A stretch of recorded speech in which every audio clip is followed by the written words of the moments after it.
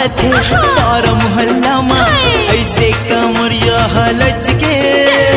जौहर का पाहे तिरछ नजरिया में निकल आज डर सच के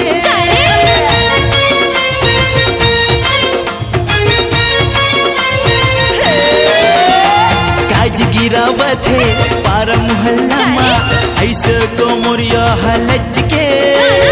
जौहर का पाहे तिरछी नजरिया में निकल है आज डर सच के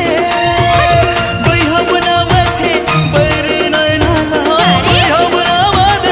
बैर नैना आखी मारत है छापक छापक के मोला दही दे चुम्मा दही दे मोला दही दे टूरी कलप के वो चुम्मा दही दे मोला लपक के मोला दही दे टूरी कलब के वो चुम्मा दही दे मोला कलब के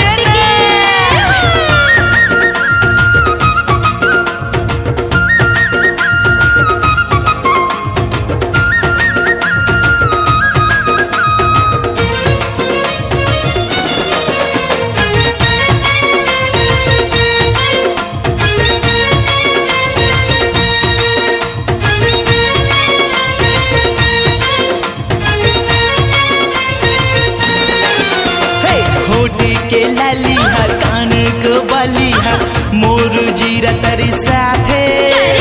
छुए मोटरी हा काज गिरा के पानी में आगे लगा दे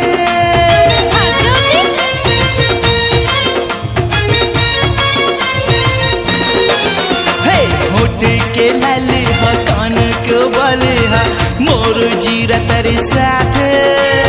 छुए मोटरी हा काज गिरा पानी में आगे लगा थे मुझ मुझावा थे खिल खिलावा थे मुझ मुझावा थे खिल खिलावा टोरे रेंग थे माटक कर मोला दही दे चुम्मा दही दे मोला दही दे टूरी कलप के वो चुम्मा दही दे मोला लपक के